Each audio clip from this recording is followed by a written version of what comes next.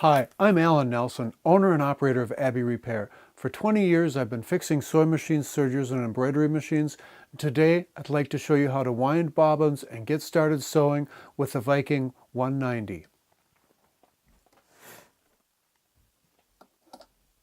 I'm going to be using Gutermann thread for this project, and I've got the flat side, the smooth side of the Gutermann spool pointed down, and I have the cup and the rough side pointed up.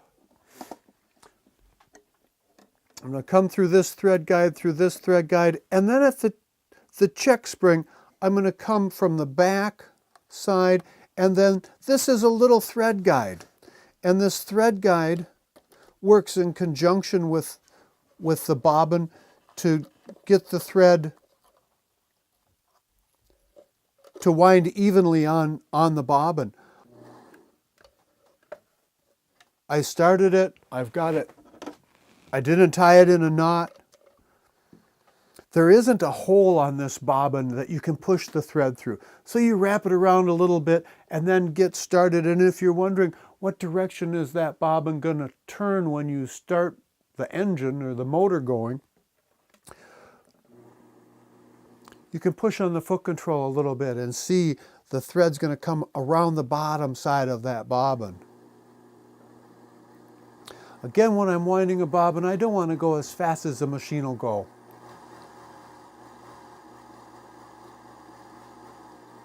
And coming through here, here, and here gives it just enough tension. We're getting a really good wind on that bobbin. And that's enough thread for the project we're working on today. I'm going to take the bobbin off.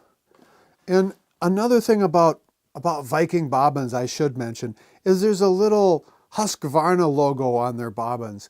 That logo should always point out. If that points out, then you're putting your bobbin on the winder the way that it should, and you're also putting it in the bobbin case the way that it should, if that logo is always pointing out. This is a little bit of extra thread sticking out. I don't want it there. I'm going to trim that. That way it can't affect the tensions in the bobbin case.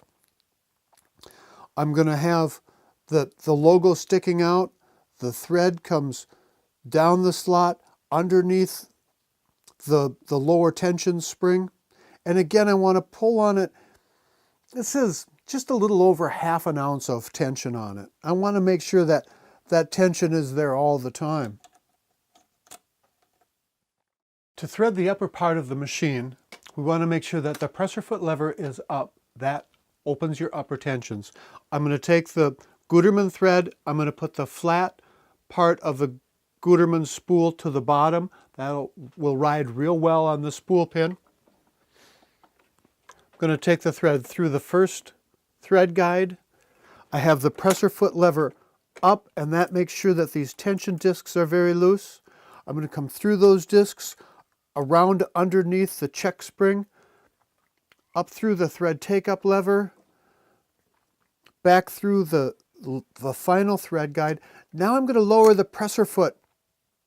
I can pull on that thread a little bit to make sure the upper tension's really working, and I'm going to thread the needle with the pressure foot down out of the way from front to back.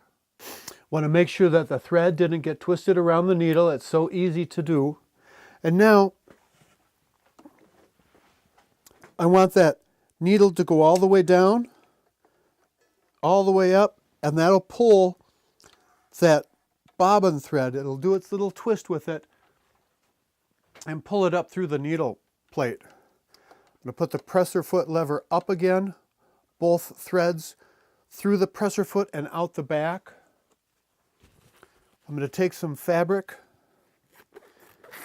And again, it's really rare that we just sew with one fabric, so I always fold it in half so there's 2 layers.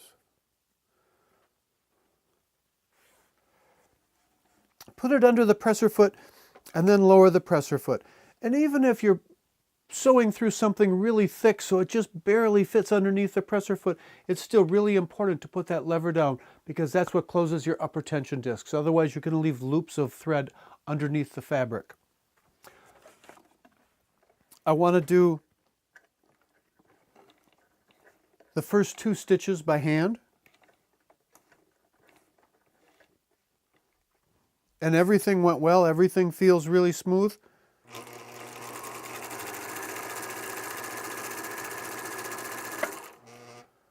And this machine, being computerized, makes that thread take-up lever stop at the very top of its stroke unless I want it to stop at the bottom of its stroke, in which case the needle is down in the fabric, the thread take-up lever is somewhere in its stroke.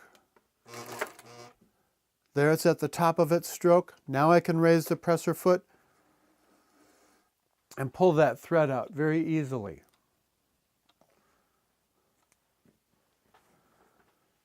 And that is a stitch on a Viking 190. And that's how you get started with a Viking 190. Where you take it from here is limited only by your own imagination. Thank you for watching. Hi, I'm Alan Nelson with Abbey Repair, and today I want to show you how to wind bobbins and sew with the Elna 6003. It's a very, very popular machine with a lot of sewers out there. A lot of quilters are using this machine, so I thought it was pretty important that you guys know how to use it. Today I'd like to show you how to wind a bobbin, thread, and get started sewing on an Elna 62C.